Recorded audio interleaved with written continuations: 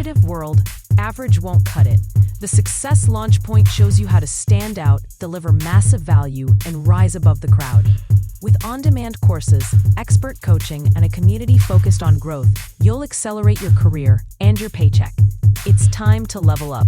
Check out modernobserver.com/launchpoint.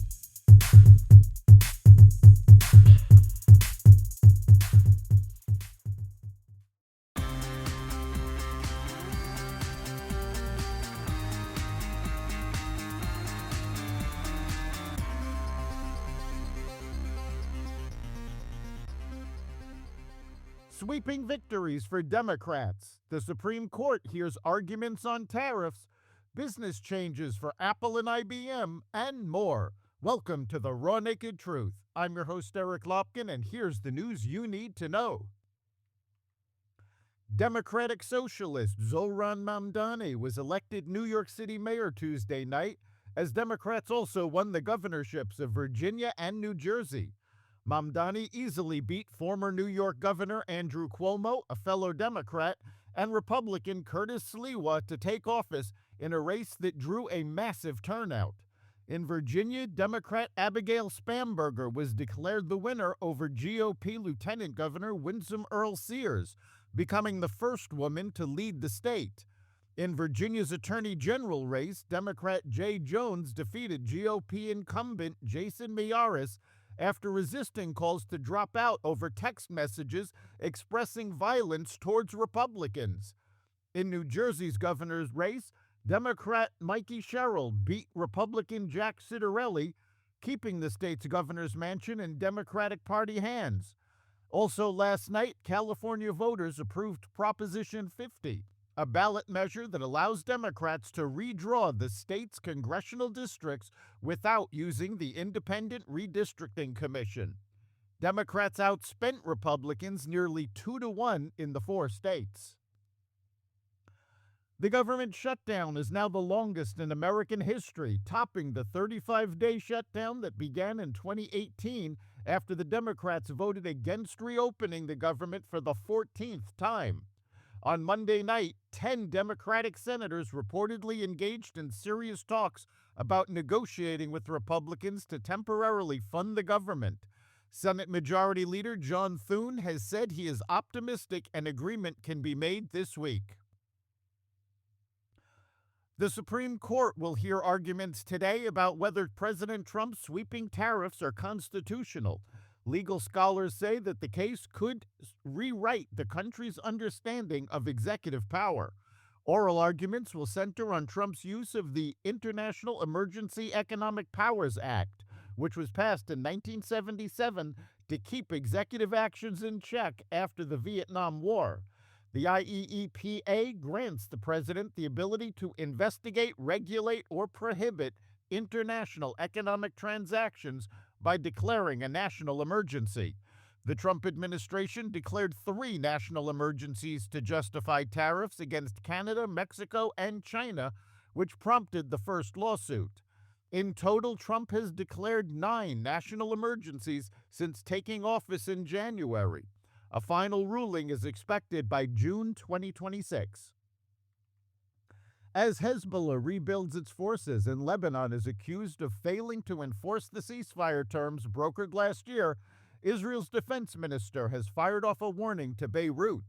On Sunday, Defense Minister Israel Katz said, "Hezbollah is playing with fire and the president of Lebanon is dragging his feet," he said. The Lebanese government's commitment to dismantle Hezbollah's weapons and remove it from southern Lebanon must be realized. Enforcement will continue and deepen. We will not allow a threat to the residents of the north. The Israel Defense Forces is weighing broader operations against the Iran-backed terrorist group after repeated violations of the truce. At least 66 people were killed and hundreds of thousands of others forced to flee their homes in the central Philippines, the authorities said, after Typhoon Kalmaegi brought destructive winds and devastating flooding on Tuesday to a region still reeling from a deadly earthquake. Many of the victims had drowned, while some died from fallen trees, electrocution, and landslide. said Junie Castillo, a spokesman for the National Office of Civil Defense. More than 380,000 people had been displaced, many evacuating before Kalmaegi made landfall, he said. Apple is preparing to enter the low-cost laptop market for the first time, developing a budget Mac aimed at luring away customers from Chromebooks and entry-level Windows PCs. The new device, designed for students, businesses, and casual users, will target people who primarily browse the web, work on documents, or conduct light media editing, according to people familiar with the matter. Apple is also targeting would-be iPad buyers who might prefer a traditional laptop experience instead. Jeep maker Chrysler is recalling approximately 320,000 hybrid vehicles in the U.S. over concerns that high-voltage batteries may fail internally and lead to a vehicle fire.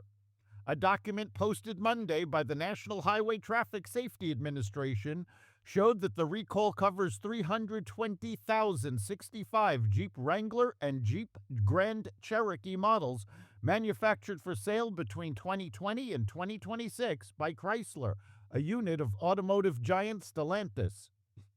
Battery failure may result in fires in those vehicles while parked or driving.